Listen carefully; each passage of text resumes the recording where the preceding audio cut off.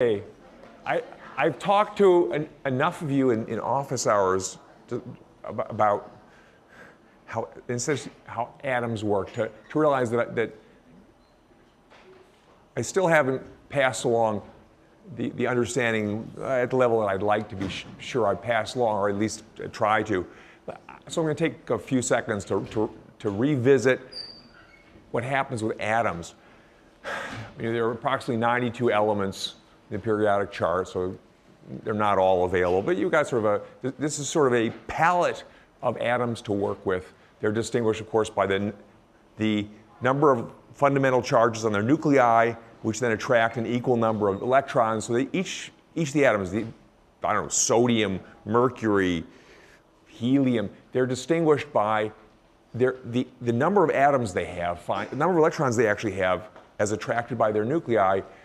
That gives them an idiosyncratic behavior that's sort of unique to that element. You can identify the elements by their electronic structure, and their electronic structure is most visible in the light that they emit when you add energy to them. And why is that? If you have the atoms, pick one atom. Let's pick sodium just because it's, okay, pick sodium. If you make a vapor of sodium, so just the individual atoms all by themselves, and you make it a low density vapor, so the atoms are not only by themselves, but they don't really interact with anything. They're kind of in empty space, rattling around. And you add energy to them in almost any way which you manage to get enough energy in them that they pay attention. Very small doses of energy will not cause anything to happen to them, but enough energy, the energy is, say, associated with a hot flame, will typically rearrange the electrons in their orbitals. Right? The electrons at room temperature, they tend to settle into the lowest energy orbitals that are possible. They just don't have excess energy around with which to work, so the electrons are all down there in what's called the ground state, the lowest possible arrangement of standing waves. If you throw in extra energy, whether it's by an electric discharge, where there are charged particles whizzing back and forth, or whether it's in the flame of a firework, or just a Bunsen burner. You probably have seen this in chemistry class. If you just throw sodium into a Bunsen burner, you get yellow light out. Why yellow? Well, it's because when you put in this extra energy into sodium, the simplest thing that can happen is a rearrangement of an electron. Basically, one electron really does all the movement. It shifts from where it is in the ground state to the first excited state, that is the next standing wave up there, normally empty, in which the electron can live. So it goes to that next available state, and it stays there briefly. The standing wave by itself was sort of stable, except that it tends to decay by emitting light and then plop back into the ground state. And when it does that, the energy difference between the excited state and the ground state is just enough to build a yellow photon.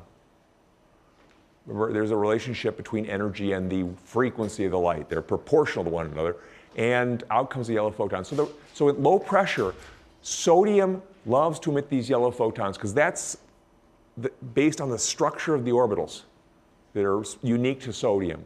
If you go to a different, let's see, it's the only one it's one I know well. Neon, you've seen neon, when it's rearranged, its simplest rearrangement involves also emitting a photon, typically in the red. So they're all unique to them. The problem set talks about strontium. Strontium, that first step between the sort of the ground state, and when you put energy in, you get an excited state that has just the right amount of energy when the electron leaves and goes back to its ground state orbital. It emits a red photon, barium a green photon, and so on. So that's the world of the low pressure. The low pressure discharges show you atomic structure pretty straightforward, just right there in your face. You see the light that's coming out is an indication of the spacing between orbitals. Any questions about this idea? How you put the energy in doesn't really matter as long as there's enough energy around. So collisions in a gas discharge do it, and the fireworks do it. This is the colors of fireworks.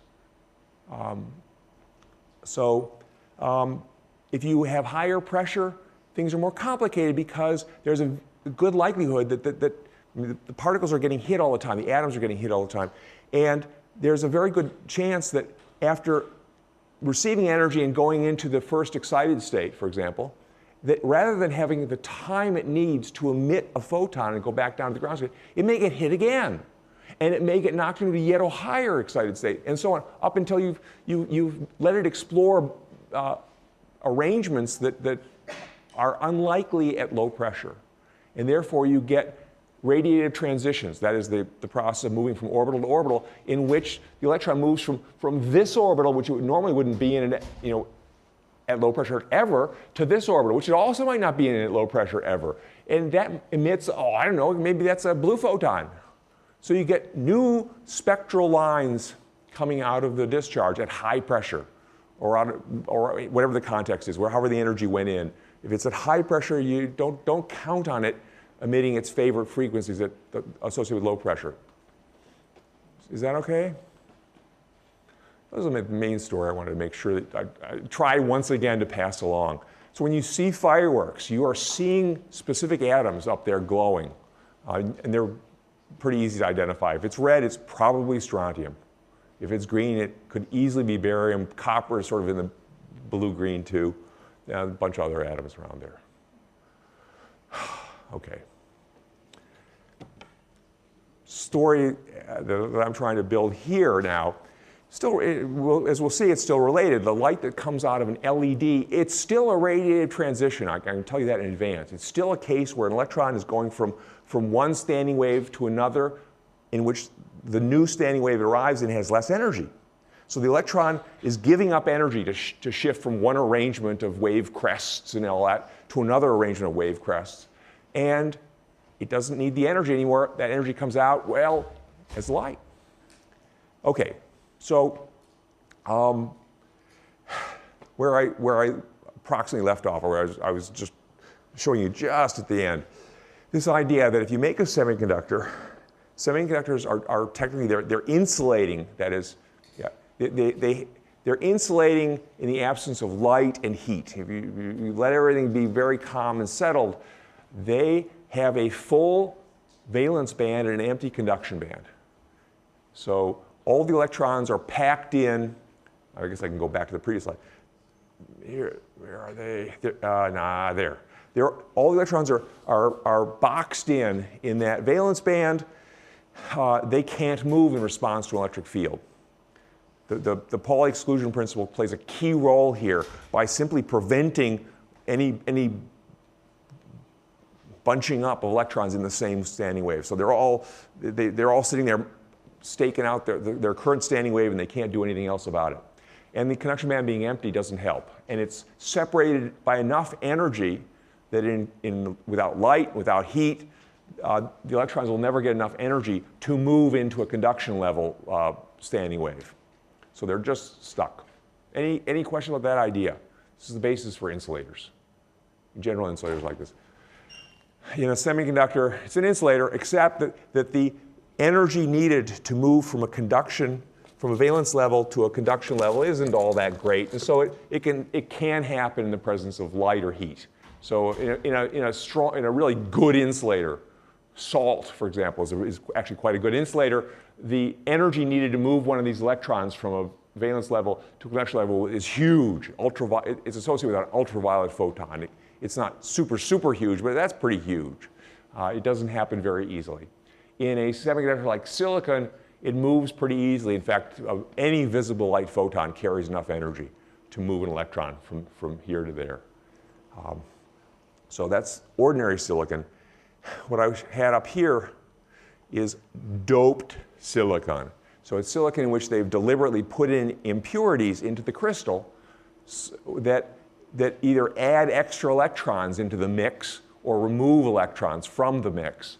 And the p-type semiconductor is the one that's missing electrons by virtue of having added to it elements that don't have quite as many electrons as the actual semiconductor does, the normal, like silicon. So it ends up with some empty, unfilled levels in the valence band. The n-type semiconductor is the one that's got extra electrons. They got to go somewhere, so they go into the conduction levels. So there they are up there sitting around. And both of these can conduct electricity because if you apply an electric field to them, the electrons can move. They're empty spots to work with. And electron can hop from its current level to some nearby empty level that's very close in energy and therefore doesn't require any big effort to move. All right? Questions about N-type, P-type semiconductors? The idea of doping. It's just, okay. When you touch those two materials together, this is where sort of I really was leaving off. These electrons up here in the N-type semiconductor's conduction band have more energy than any of the other electrons around, and in fact they have more energy than they would have if they were able to get into the valence band of the nearby but not quite accessible P-type material. So when you touch them, some of those conduction level electrons, conduction band electrons, migrate across the physical junction between the two different kinds of material, the N-type on the left, right, P-type on the left. They migrate across that junction and are able to go into empty valence levels. It's okay? Questions here? Anybody? Hopeless. All right. That process of migrating across creates a separation of charge here in this central region, around this PN junction, it's called. There are electrons missing from over on this side, and therefore this acquires a negative net charge. That is not true. This is positive net charge. This has a negative net charge. I got to fix this drawing. Oops. So this actually has, cross that out. That's negative net charge because electrons came here. This has positive net charge because electrons left. Is that okay? So there are two consequences. There is an electric field in here that points from the positive side to the negative. This electric field points to the left. I haven't drawn it in there. And it makes it difficult for any further electrons to come in there. They're pushed backwards against if they try to come in here, they're pushed backwards, because electrons, after all, are pushed opposite electric fields. I mean, I realize there's a lot of words and it's hard to visualize, but the migration comes to a stop because basically each new electron that tries to make the crossing gets less benefit out of it until eventually it gets no benefit out of it. It's pushed backwards so ferociously that it doesn't bother. So you end up with a limited flow of charge from the N-type side to the P-type side, after which the central region, what's called the depletion region, has no longer any empty spaces, any empty levels in the valence band. It's filled. And no electrons in the conduction band. It's empty. Electricity can't flow through this region. It won't carry current. It's an insulator. It's back to being a good insulator. Well, good enough. All right? So this seems like a strange structure. It has a natural separation of charge in it all day, every day, and it doesn't carry electricity. Where this becomes interesting is when you deliberately try to push charge one way or the other through this whole structure. If you try to push charge in what's called the forward direction, the direction actually which charge will flow, and charge, instead of talking about charge, this is the awkwardness of charge being a positive concept and electrons having a negative charge. I'm going to stop worrying about charge. Let's watch the electrons move. If you try to push electrons through this, from the right side to the left side, from the N-type material to the P-type material, and you can do the pushing with electric fields, it's not a big deal. You start shoving them in, and where do they go? Well, they can't go into the valence band because it's full. It refuses to take any more electrons. They cannot have those those standing waves. So they instead go into the conduction levels process, which means they have to be given an extra dose of energy to do this, and that energy is going to come out of the electrical, whatever's pushing the current, pushing the charge or the electrons through the system is going to pay for this. You need a battery to do this. You shove them in here where they come in with extra energy, and they will actually be able to migrate through the empty levels that are present in the conduction band. They can do that, no problem. They go rolling in there because it's all full empties, and they will if you push hard enough, they'll actually make it past the electric field that's in here that normally had stopped the migration of electrons. You can overcome that backward push and get them to cross anyway. So they go across, and the electrons are now in the p-type material's conduction band, which is normally quite empty. In fact, it's so empty that even the valence band has empty spots. And one of the electrons, having crossed the junction, they can undergo some sort of energetic transition. They give up energy to go from the higher energy conduction band to the lower energy valence band. Again, they don't have to move anywhere. They don't have to move to the right or the left. They just have to go from higher energy wave to a lower energy wave. And that's what they do. They go from a higher energy level to a lower energy level. And then they can move through the empty levels that are present in the p-type. Why are there empty levels there? Moments ago, there weren't any empty levels in the central region. Well, that's because if you begin to suck electrons out of the left side, you shove them in on the right side, you suck them out of the left side, you create empty spots. You coax, the electric field has coaxed electrons out of this area and made empty places for electrons to go into. So this is a forward biased, why the word biased, I'm not quite sure, forward biased diode. If you push electrons in from the n-type side and suck them out on the p-type side, and you do this aggressively enough, you have to overcome this electric field in the middle. If you do it aggressively enough, current can flow through the diode. I mean, if you take away only one tidbit out of this, it's that if you take this junction, this PN junction, which is created by touching those two semiconductors, and you push charge in the correct direction, you push electrons in from the correct side, the n side it happens to be, and take them out the p side, you can get them to move all the way through the whole device. When this is going on, the depletion region is gone. You've actually shrunk it. The electric field compresses the depletion region, that insulating region with no electrons in the conduction band, no empties in the valence level. It compresses that to zero. It just disappears. And current flows. Happy, happy.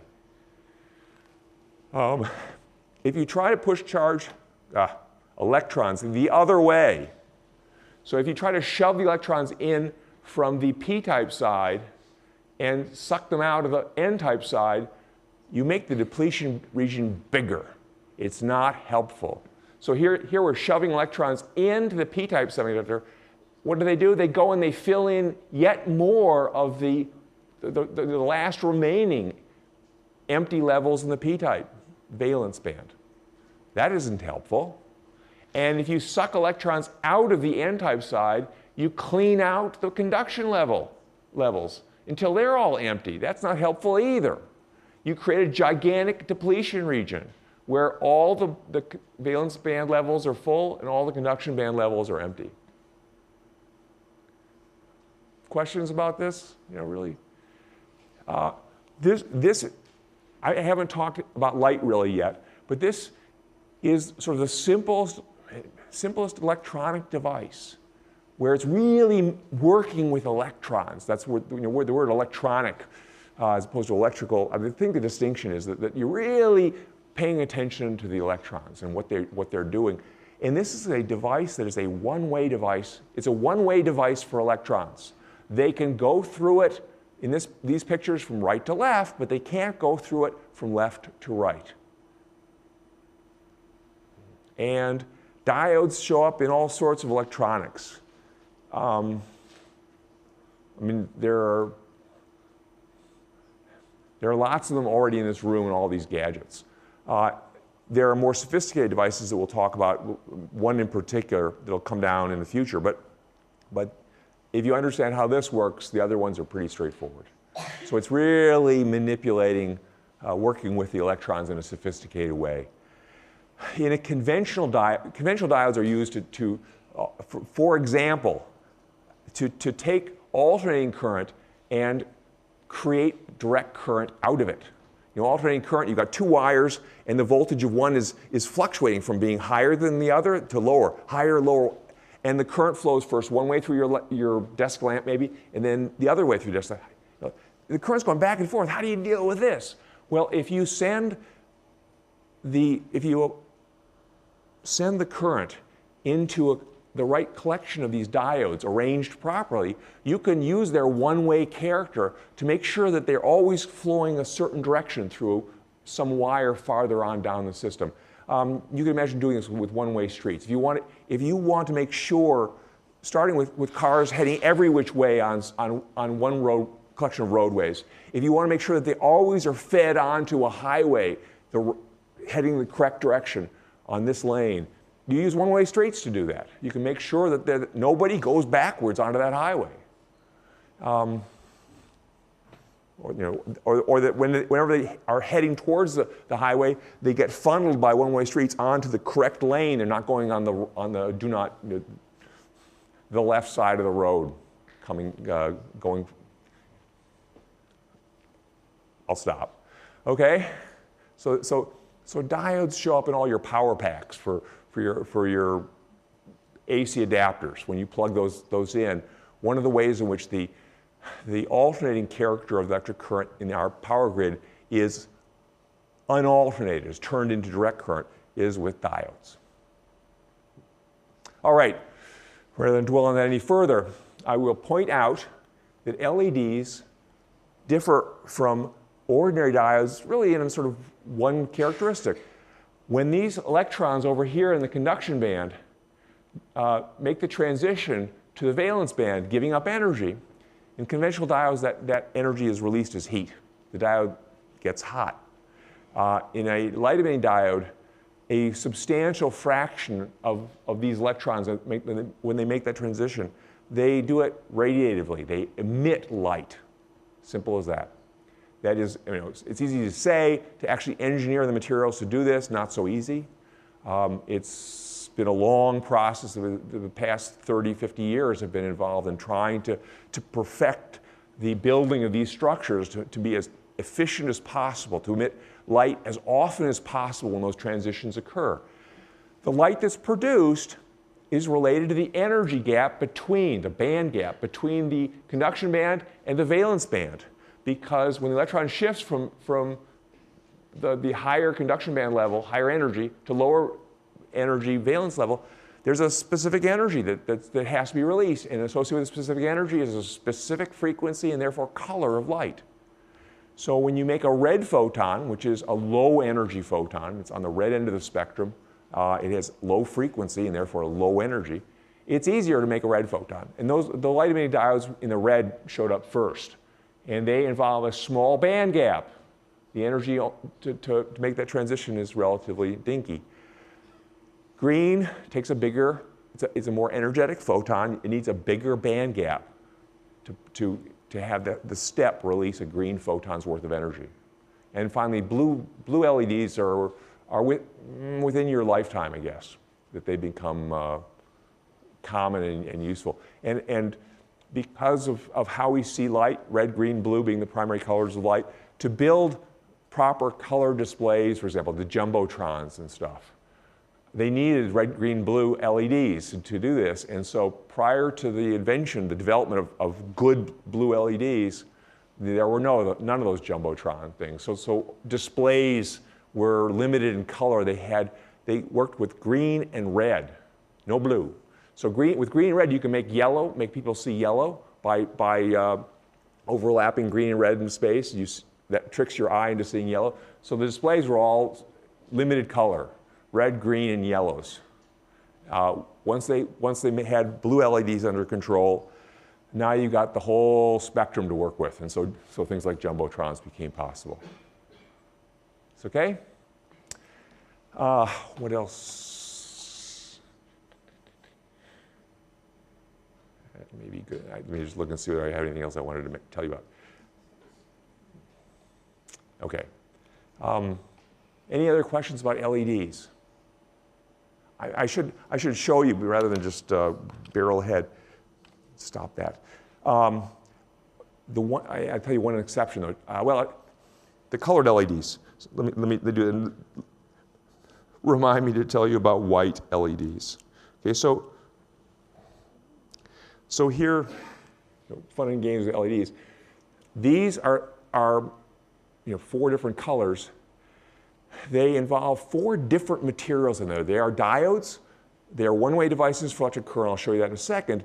But they have different band gaps. They're engineered. The chemistry is different. So the band gap isn't something you can just sort of dial with a knob. You have to change the chemistry of the PN junction.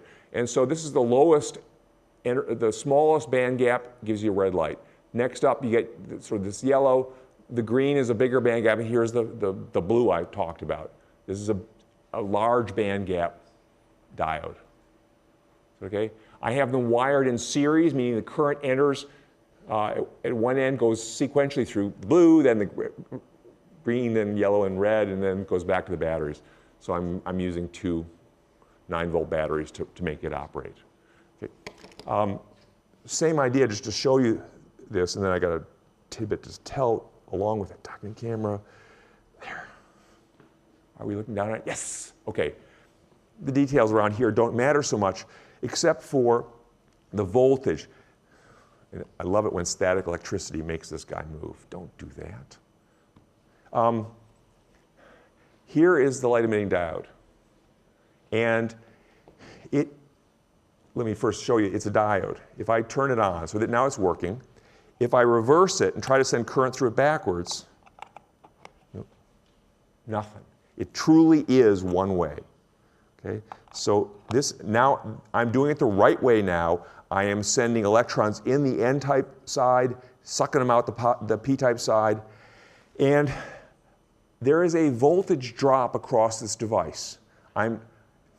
We have to do it in reverse because then we have to think about charge. But the details of there don't matter again.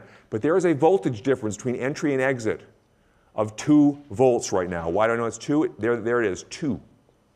Okay? 2 volts between entry and exit.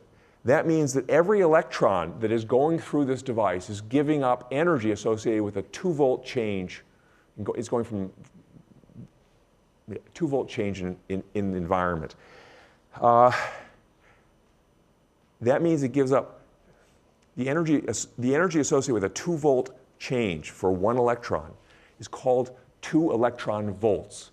The electron volt is actually a unit of energy. It's a very dinky but quite useful unit of energy. It's the energy that 1 fundamental charge needs to go from 0 volts to 1 volt. If you want to push, the work of pushing that fundamental charge, taking it off the 0-volt wire and shoving it onto the 1-volt wire where it's repelled, it doesn't like to go there. It takes a little dose of energy, it's 1 electron volt. So right here we're seeing charges enter and leave having given up 2 electron volts. I'll sweep everything else under the rug and not worry about it. But the fact that there's a 2-volt difference from there to there, each charge is releasing 2 electron volts of energy. Are you okay, or questions about that idea? Details, and will you remember what an electron volt is? Probably not, but it's a small dose, and we've got it under control, and the voltage is giving us an indication of it. Well, red photons carry with them about 2 electron volts of energy. There it is. It takes about 2 electron volts to build a red photon. If we try to send current through this diode and we don't push hard enough, for example, if we go down to 1.5 volts, the diode doesn't carry any current at all.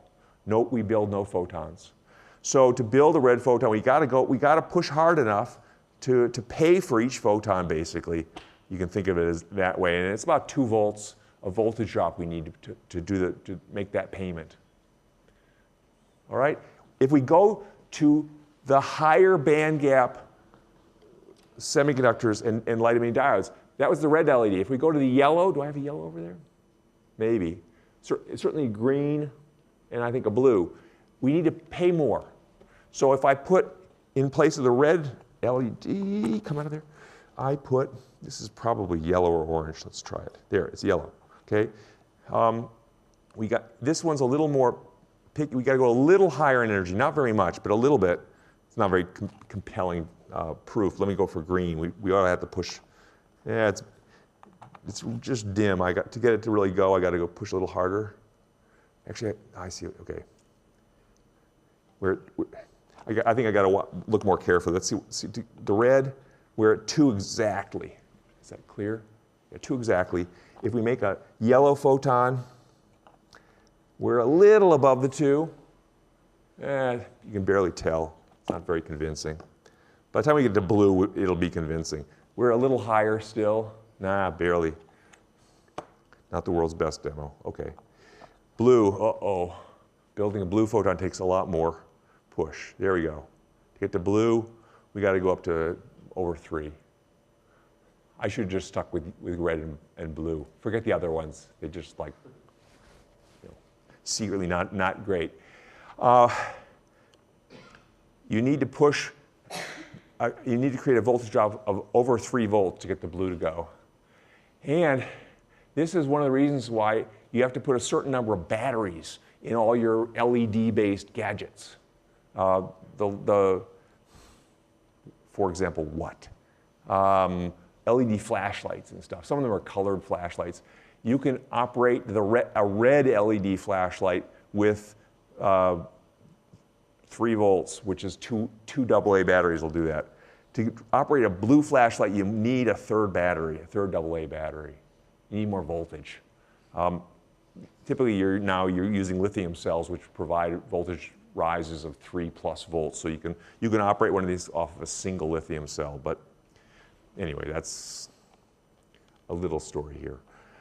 Anything else I want to tell you this? Oh, white LEDs. So I do want to make sure you understand that you got to change the chemistry of the junction to get the different colors. You're changing the band gap, and therefore the energy that the photons carry away with them.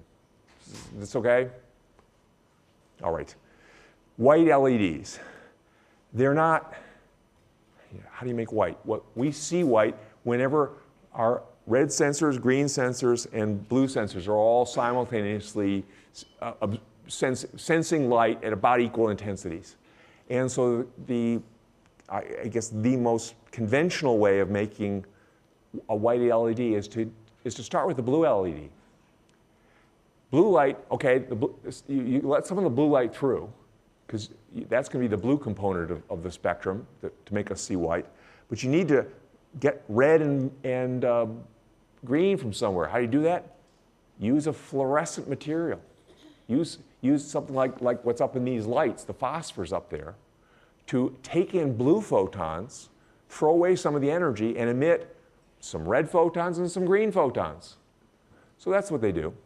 It's a white LED, such as I carry around with me.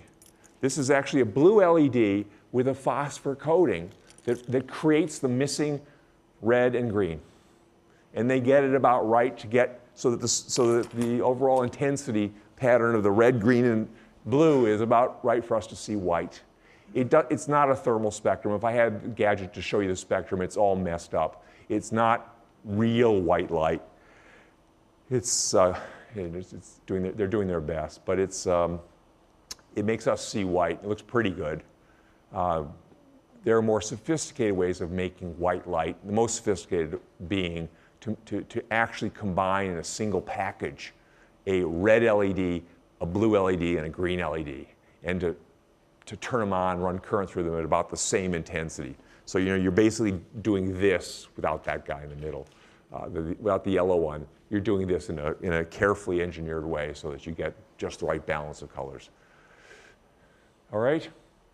So yeah, I should probably take apart some LED light bulbs and see how they're doing it. They're probably doing it with, if you cut it open, you probably find multiple LEDs of the different colors. I suspect that's how they actually create the white for a serious illumination light bulb, rather than using the phosphor. All right? Anything else about LEDs? All right, let me do lasers and then not go on too much. So how does laser light, have I got that up there? No, I don't.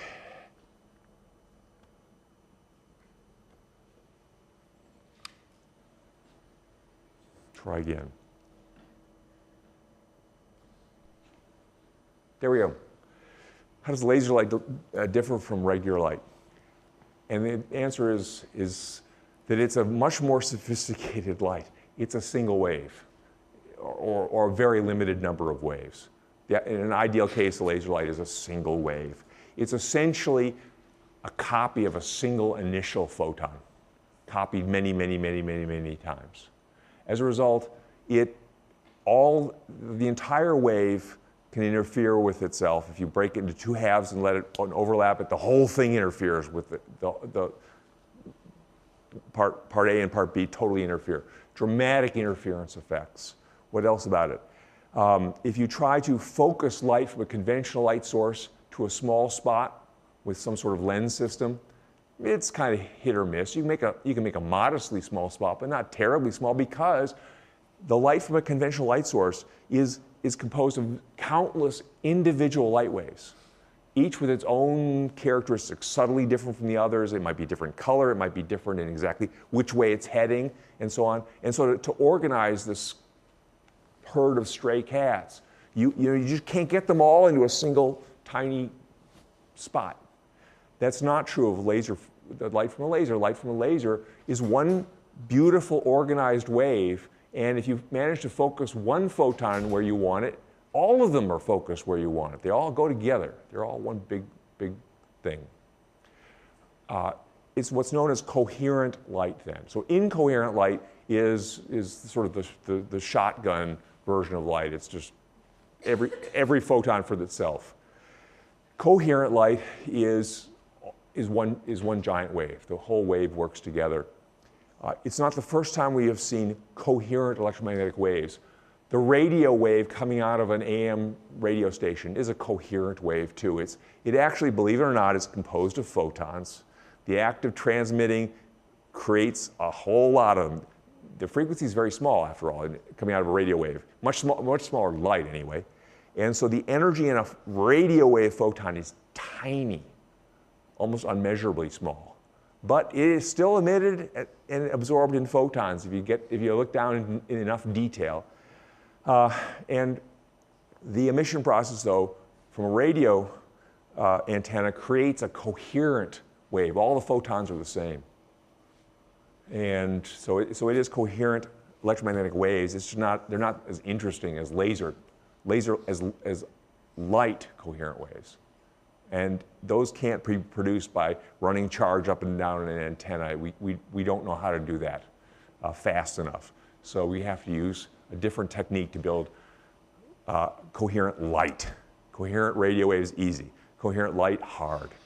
And the way it's done is with a duplication process. So you use a material that has energy already added to it. So it's essentially in excited states. For example, atoms that have been put in excited states can do this duplication process. If you put atoms or something like an atom into an excited state, so you've got its electrons sitting there in standing waves that have extra energy, those electrons can either emit light themselves all by themselves, which they would naturally do if you wait long enough, in which case they will produce incoherent light. For example, sodium atoms all piled up in the first excited state will individually produce yellow light, just photons, and they'll all be independent of each other, and it will be incoherent light. But if you send along light that these atoms are capable of emitting, there is a statistical advantage to them to duplicate the light. So instead of emitting the light in any old which way, when a photon of light comes along and passes a sodium atom in the excited state, and that particle of light is the right one, it's one of those perfect yellows that sodium loves to emit, there's a good probability that the sodium atom will emit the same light. And what came in as one photon will go out as two photons that are identical, and therefore a big wave. And if you have thousands of sodium atoms all in the same excited state, you could duplicate that initial photon thousands of times, millions of times, 10 to the 20th times. And that's the concept of a laser. Laser is an acronym for light amplification by stimulated emission of radiation. The stimulated idea is don't wait around for these atoms to emit light themselves. Spontaneously stimulate the emission of light. Send along light that they're capable of emitting, and they're, for things having to do with quantum mechanics and the mathematics of quantum mechanics, it can be shown that there is a tendency to duplicate the light.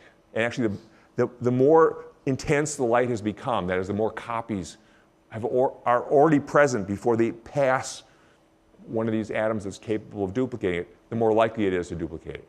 So it's a runaway process.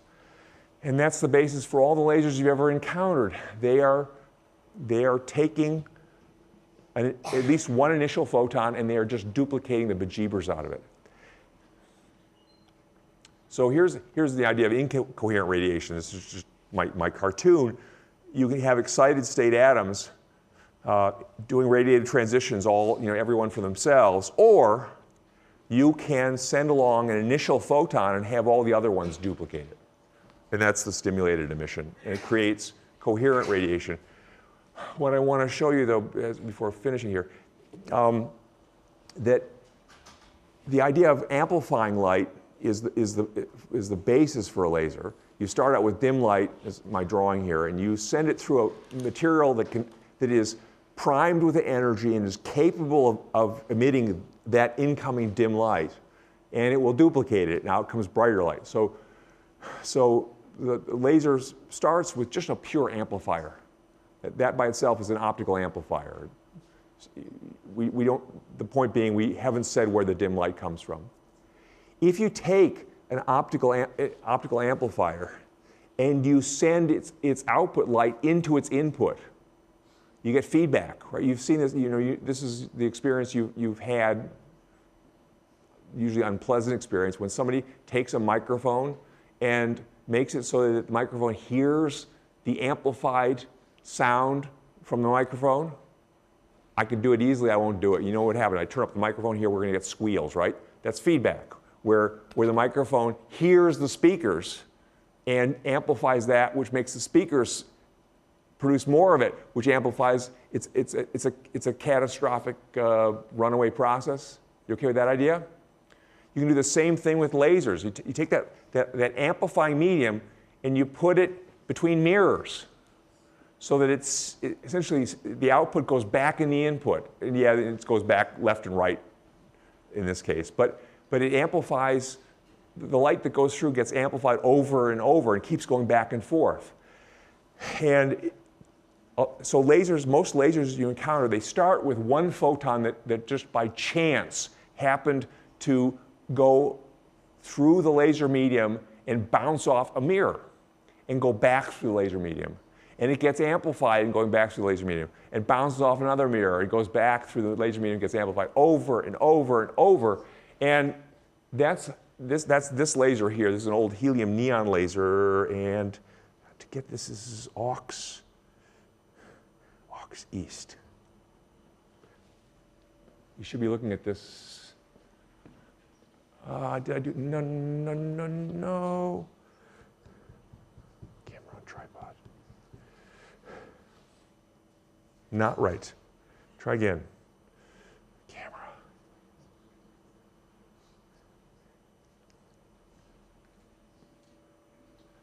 Try again, West. Too many. Operator error.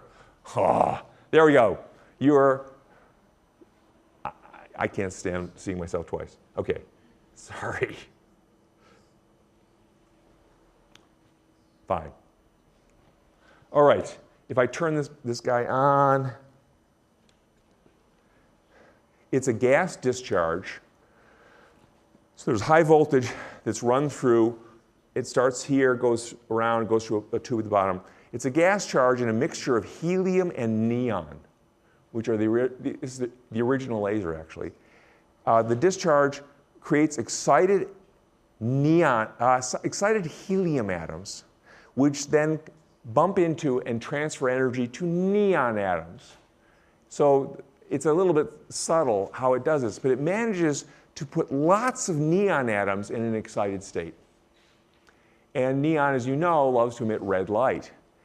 this manages to get what's called a population inversion, where the atoms in the excited state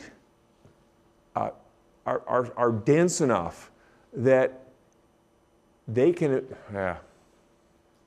they're prepared to emit red light, and there are not many atoms that emit red light and going from the excited state to a lower state that is rare. That is, there are not many atoms in that lower state.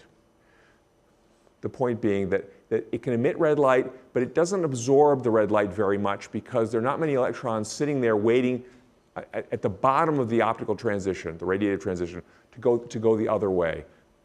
Let me just leave that detail. The point that's important here is there's a technique used to get the neon atoms all ready to duplicate a particular photon. They also spontaneously emit that same kind of light just by chance, and once in a while, one of those photons will, by chance, bounce off the mirror at the end, over here, and go back through the medium, and then bounce off the mirror at this end and go back through the medium, back and forth and back and forth. And that process allows that original photon to be duplicated over and over and over. And if these were both perfect mirrors, that process of having light bounce back and forth and become a giant wave would be present, but it would be boring because no light would come out. So instead, they don't coat those mirrors perfectly. Those mirrors are sophisticated. They're actually an oil film, they use interference to be mirrors. They're mirrors the way a soap film is, or the way dichroic glass that I had in one of the problem sets. This one is also a little leaky. Can you see that there's a little light coming out there? So there's actually a very strong wave going back and forth inside the bottle here between the two mirrors. And the mirrors are not perfect. This one is almost perfect. A little comes out. This one is considerably less perfect, and a lot comes out. Is that okay? This is the basis for all these laser pointers and stuff. So, and much more sophisticated lasers. There are lasers, yeah. I could go on. There are some very sophisticated lasers in this building. So here too, I should really make myself happier. This is a red diode laser. So this is the same. It's a diode very much like a red LED. It's got the band gap that gives you that red light. The whole works just like that. The difference is that instead of using the spontaneously emitted light that comes from an electron dropping from the conduction level to a valence level, it's being stimulated by the passage of red light, and it duplicates the red light. So this is essentially a high-tech LED between two mirrors, and you get amplification this way, and so you get a spot. And the fact that it's a single photon duplicated in many ways means that you can do great, amazing optical things with it. Like it stays as a very narrow beam for a very long distance. You can't do this with a flashlight where all the photons are different. This is one identical photon, many copies, and it's got terrific characters. What I can go to at the end here, let me blank that guy. I got a laser up here just to show you the interference effects you get with that. Where's on? There's on. What you're seeing up there on the screen, the middle of the main screen, this is a green laser that would be a single spot, except it's being sent through two little narrow slits. And those narrow slits break the wave into two partial waves, which then go forward. They travel as outgoing ripples, and they manage to overlap and give you constructive interference at the center and destructive interference nearby. I'm going to go over to this guy. If I go through multiple, I'm sending it through multiple slits. This is now going through several slits. You get constructive interference where the spot is bright, and everywhere else you get destructive interference. The fact that you can get that kind of contrast, and I've waxed poetic about this in the past, that you get such amazing contrast, you can't do that with ordinary light from a flashlight. you get this only when you're working with these super coherent giant waves. And so, well, that's the story of, a story of lasers, I think, adequate, and it gives you enough preparation for the problem set due on Friday. And next time I'll talk about cameras. All right, thanks.